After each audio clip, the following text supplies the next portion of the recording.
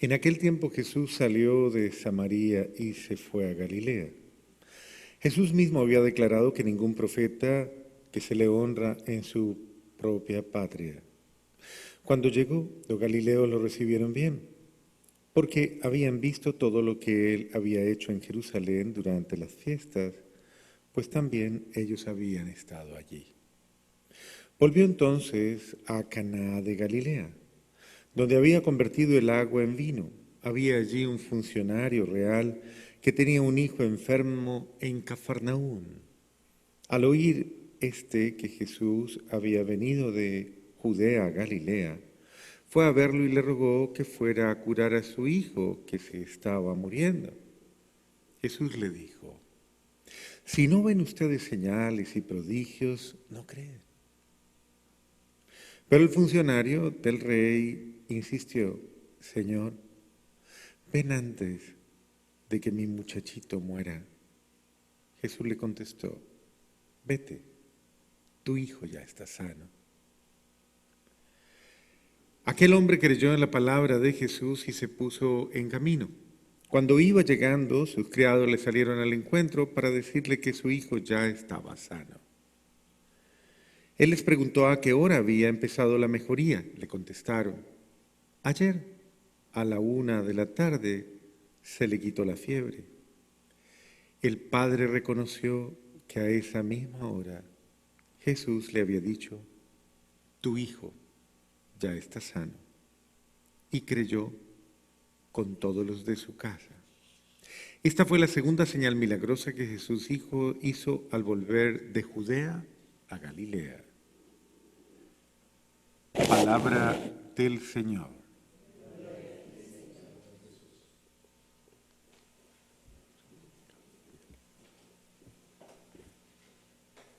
El profeta Isaías nos muestra lo que será el nuevo orden de cosas que traerá la entrega del Mesías.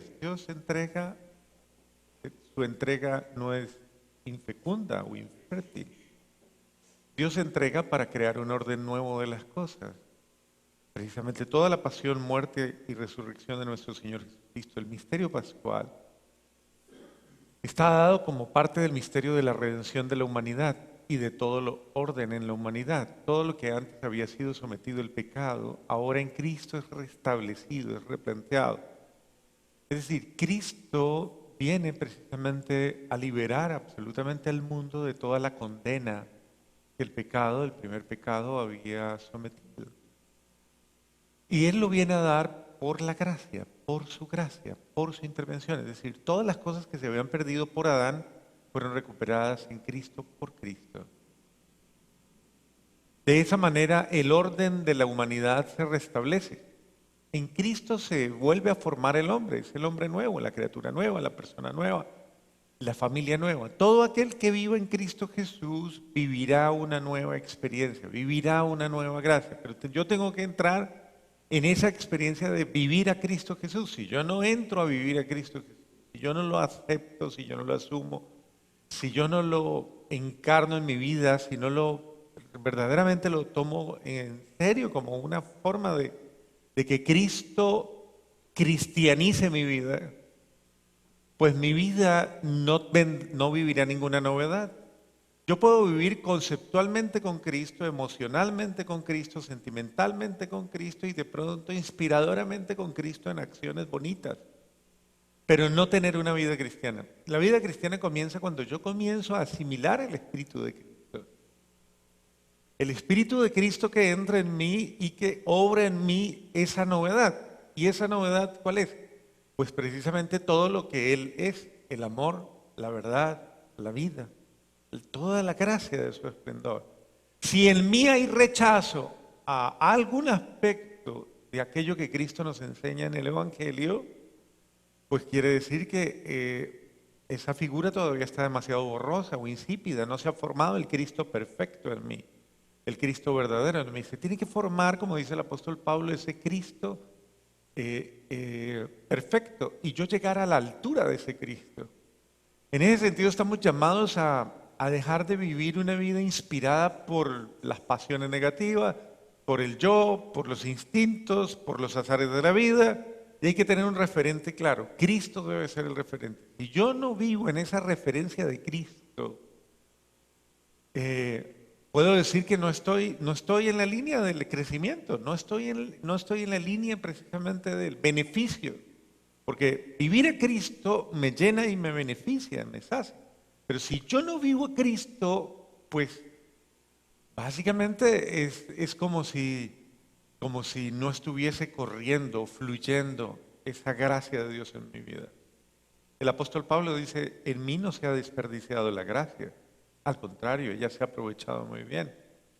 Ese es el camino de la vida cristiana. Es cristianizarnos, crecer en Cristo, vivir a Cristo, seguir permitiendo que Cristo crezca en mí, se forme en mí, obre en mí y llegue en mí a su plenitud. Ese es el sentido de la vida cristiana. Que Cristo sea en mí y en todas mis cosas. Si yo me voy cristianizando, va a suceder lo mismo que sucedió con los apóstoles. Ellos se fueron transfigurando en Cristo, transformando en Cristo.